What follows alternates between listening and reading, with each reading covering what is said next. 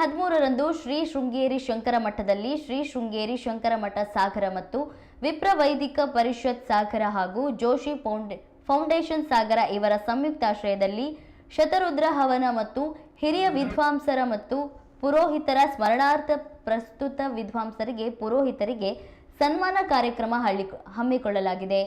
ಮಾಸ ನಂಜುಂಡಸ್ವಾಮಿ ತಿಳಿಸಿದರು.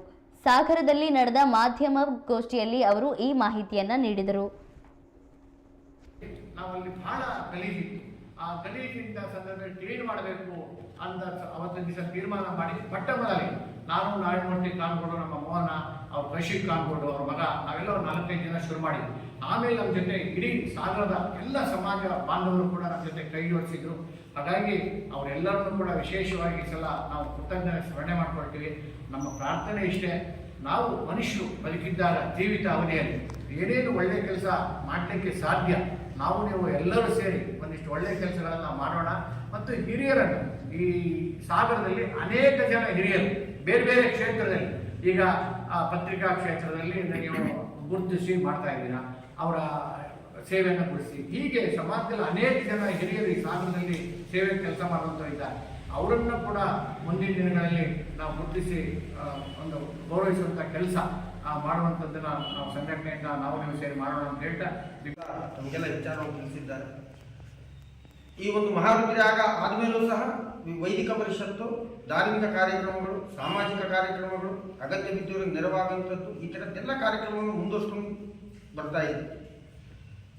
ಧಾರ್ಮಿಕ ಕಾರ್ಯವನ್ನು ವರ್ಷಕ್ಕೆ 1-2 ಮಾಡ್ತಿದ್ವಿ, ಸನ್ಮಾನ ಕಾರ್ಯಕ್ರಮ, ಗೌರವ ಕಾರ್ಯಕ್ರಮವನ್ನು ಮಾಡ್ತಾ ಇದ್ವಿ. ಆದರೆ ವಿಶೇಷವಾಗಿ ಈ ಸತಿ ಒಂದು ವಿಭಿನ್ನವಾದಂಥ ಒಂದು ಗೌರವ ಕಾರ್ಯಕ್ರಮವನ್ನು ಮಾಡಬೇಕು ಅಂತ ಹೇಳಿ ಆ ವೈದಿಕ ಪರಿಷತ್ತನ್ನು ತೀರ್ಮಾನವನ್ನು ತಗೊಂಡು, ಸಾಗರದಲ್ಲಿ ಹಿಂದೆ ತುಂಬ ಜನ ಪುರೋಹಿತರು ಅಧ್ಯಯನ ಮಾಡಿ ಸಾಗರದ ಒಂದು ಪೌರಾಹಿತ್ಯವನ್ನು ಒಂದು ಉನ್ನತ ಸ್ಥಾನಕ್ಕೆ ತಗೊಂಡೋಗಿರ್ತಕ್ಕಂಥ ವೇದಬ್ರಹ್ಮ ಶ್ರೀಗಳು ಸುಮಾರು ಜನ ಇದ್ದರು.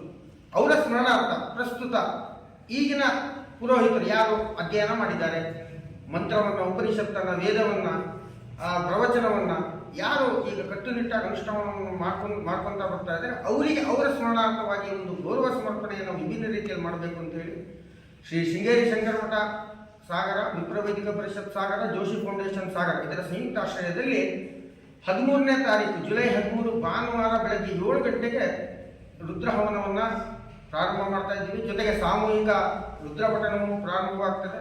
ಇದಾದ ನಂತರ ಸಾಮೂಹಿಕ ಸ್ತೋತ್ರ ಪಠಣ, ನಂತರದಲ್ಲಿ ಪುರೋಹಿತರಿಗೆ ಹಾಗೂ ವಿದ್ವಾಂಸರಿಗೆ ಸನ್ಮಾನ ಕಾರ್ಯಕ್ರಮವನ್ನು ನೆರವೇರಿಸಿದೆ.